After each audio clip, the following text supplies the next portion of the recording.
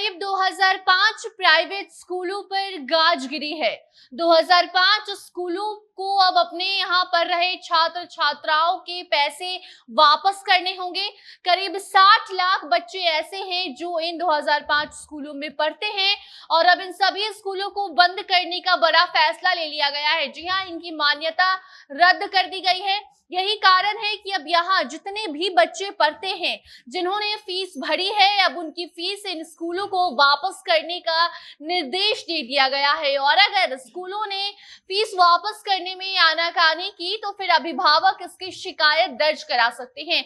पूरी खबर क्या है आपको हम विस्तार से बताते हैं। आखिर क्यों इन स्कूलों की मान्यता रद्द कर दी गई है और कहाँ के ये स्कूल हैं और अब इन स्कूलों में पढ़ने वाले बच्चों का क्या होगा, इसके लिए सरकार ने क्या कुछ व्यवस्था की है, एक एक जानकारी आगे रिपोर्ट में आपको हम देते हैं। अब नमस्कार, आप जनता जंक्शन देख रहे हैं और मैं आपके साथ वंदना पांडे। हाल ही में हमने आपको बताया था कि कैसे राज्य में यूडाइस पोर्टल पर प्राइवेट स्कूलों को बच्चों का आधार नंबर दर्ज करने को कहा गया था, जिसमें लापरवाही भी बरती जा रही थी। शिक्षा मंत्रालय निजी स्कूलों को यूडाइस भरने का आदेश साल 2022 के दिसंबर महीने में ही दे चुका था।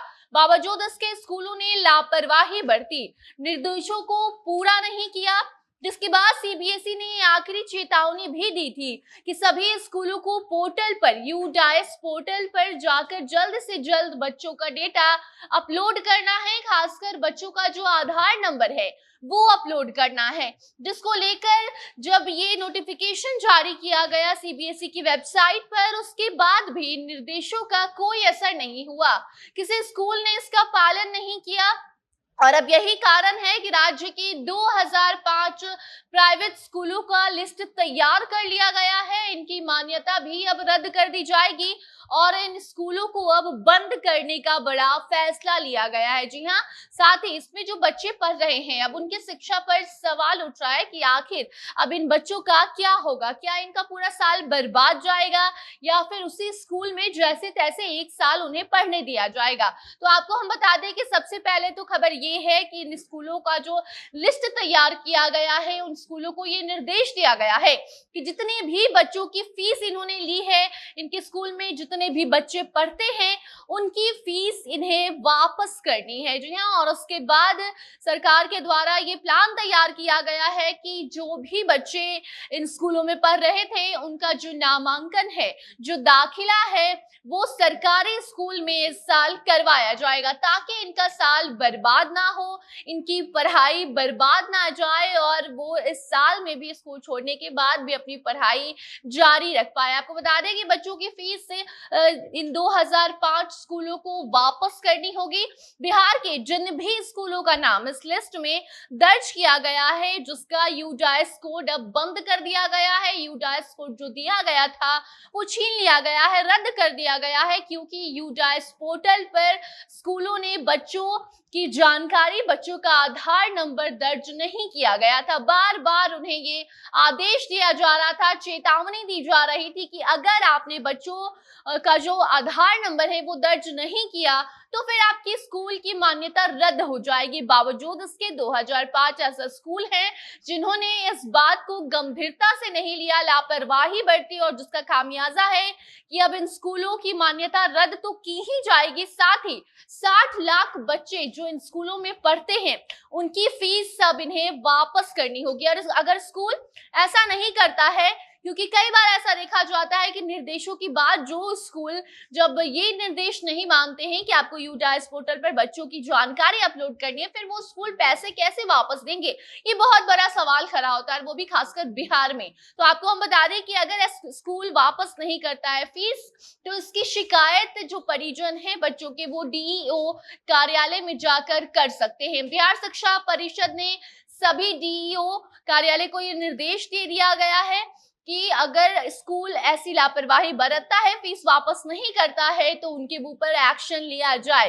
बाकी आपको हम बता दें कि ब्लैक लिस्टेड स्कूल में मुजफ्फरपुर के करीब 236 स्कूल हैं, सहरसा के 203 स्कूल हैं, पटना के 185 स्कूल ऐसे हैं जो इस लिस्ट में शामिल हैं। ऐसे कर करके लिस्ट बहुत लंबी है, जिसमें इस पूरे राज्य के 2005 स्कूलों का नाम दर्ज किया गया है। सीबीएसई के द्वारा सभी स्कूलों को यूडाइस कोड दिया गया था। ये कोड किसी भी स्कूल को मान्यता प्राप्त करने के लिए जरूरी माना जाता है। लेकिन अब 2005 प्राइवेट स्कूलों का ये जो नंबर है, ये जो कोड है, वो रद्द कर दिया गया है। आपको हम बताना चाहेंगे कि यूडाइस कोड शिक्षा मंत्रालय भारत सरकार द्वारा दिया जाता है। ये देश भर के सभी स्कूलों के बारे में एक डेटाबेस तैयार करता है, जिसमें सभी राज्यों के स्कूलों के बारे में जानकारी आसानी से ली जा सकती है। और आपको बता दें कि बिहार के कई सारे ऐसे स्कूल हैं जिन्हें बार बार निर्देश देने के बाद भी अपना यूडाइस रिपोर्ट इन्होंने दर्ज नहीं किया। और उसके पीछे सबसे बड़ी वजह ये बताई जा रही है कि इन स्कूलों में पढ़ने वाले जो बच्चे हैं वो सरकारी में भी पढ़ रहे थे और प्राइवेट में भी पढ़ रहे थे। और आपको बता दें कि इस पोर्टल पर सरकारी और प्राइवेट दोनों स्कूल के बच्चों का जो आधार नंबर है वो दर्ज करने का निर्देश दिया गया था, जिसमें से कई स्कूलों ने दर्ज किया था। और अगर ये जो 60 लाख बच्चे हैं, इसमें से कई सारे ऐसे बच्चे होंगे जो सरकारी स्कूल में पढ़ते होंगे। और यही सबसे बड़ा कारण बताया जा रहा है कि प्राइवेट स्कूल वालों ने ये लापरवाही बरती है। उन्हें डर था कि अगर वो बच्चों का वो जो आधार नंबर है, जिस नामांकन से वो अपने स्कूल में बच्चों को पढ़ा रहे हैं, वो आधार नंबर अगर वो वहां पर पोर्टल पर दर्ज करते हैं और उसके बाद अगर वो नंबर जो आधार का है वो सरकारी स्कूल में भी वो बच्चा अगर पढ़ रहा है, उससे मैच कर जाता है, तो स्कूल पर जो बड़ी लापरवाही है उसका खामियाजा स्कूल को भुगतना पड़ेगा, उसके ऊपर बड़ा आरोप लग सकता है। और इन्हीं सभी कारणों की वजह से जो स्कूल हैं वो बच्चों का आधार नंबर यूडाइस पोर्टल पर दर्ज नहीं कर रहे थे, जिसको लेकर अब सरकार एक्शन ले रही है। आपको बता दें कि राज्य के करीब 4000 निजी स्कूलों को चेतावनी पहले दी गई थी, जिसमें से अब 2005 स्कूलों को ब्लैक लिस्टेड करने की तैयारी कर ली गई है। एक रिपोर्ट के मुताबिक 4026 प्राइवेट स्कूलों को नोटिस भी भेजा गया था, जहां पढ़ने वाले बच्चों का आधार नंबर पोर्टल पर दर्ज करके इन्हें जल्द से जल्द रिपोर्ट सौंपने की जो निर्देश है वो दी गई थी। स्कूल की ये लापरवाही अब उनके ऊपर भारी पड़ने वाली है और खासकर जो 2005 स्कूल है उनके ऊपर अब ये एक्शन लिया गया है। पोर्टल पर जिन भी स्कूलों ने बच्चों का आधार नंबर दर्ज नहीं किया है, तो अब शिक्षा मंत्रालय के द्वारा इनके ऊपर एक्शन लेते हुए 10 जून आखिरी तारीख जो दी गई थी, जिसके बाद अब स्कूलों को 60 लाख बच्चों के पैसे वापस करने हैं, उनकी फीस उन्हें वापस दे देनी है। और अगर कोई ऐसा नहीं करता है तो शिकायत भी डीईओ कार्यालय में जाकर परिजन कर सकते हैं। बाकी अब इससे जुड़ी आगे कोई नई जानकारी सामने आती है, इस अपडेट को आप तक हम जरूर पहुंचाएंगे। तब तक आप अपनी राय इस पूरी खबर पर कमेंट सेक्शन में बता सकते हैं। वीडियो को शेयर कीजिए। बाकी खबरों के लिए बने रहें जनता जंक्शन के साथ। कैमरे के पीछे थे पीयूष और मैं थी आपके साथ वंदना। धन्यवाद।